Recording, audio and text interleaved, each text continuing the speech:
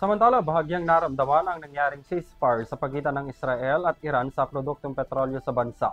May bawas kasing piso kada litro ang ilang presyo ng gasolina ngayon. Alamin ang report mula kay Carla Ronquillo. Paramdam ng ginhawa ang mga motorista ngayong Martes dahil sa pagbaba ng presyo ng produktong petrolyo na bumaba ng piso kada litro. Nag-anunsyo ang Sea Oil, Caltex at Shell ng bawas presyo, 70 centavos kada litro sa gasolina, 10 centavos kada litro sa diesel at 80 centavos sa kerosene.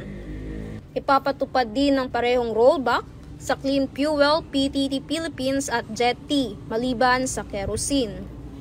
Ayon sa Department of Energy o DOE, ang pagbawas presyo ay dulot ng ceasefire sa pagitan ng Israel at Iran. Dagdag pa ng DOE, ang US tariffs ay nagresulta din ng pagbagal sa demand ng langis sa global na merkado.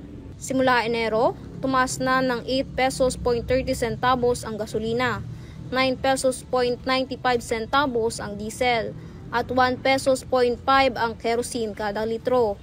Noong nakaraang linggo, nagsagawa ang mga kumpanya ng langis ng mas malaking bawas presyo na 1 pesos 40 centavos sa gasolina, 1 pesos 80 centavos sa diesel at 2 pesos 20 centavos sa kerosene. Para sa Euro TV News, ako si Carla Ronquillo, sumasaludo sa bawat Pilipino.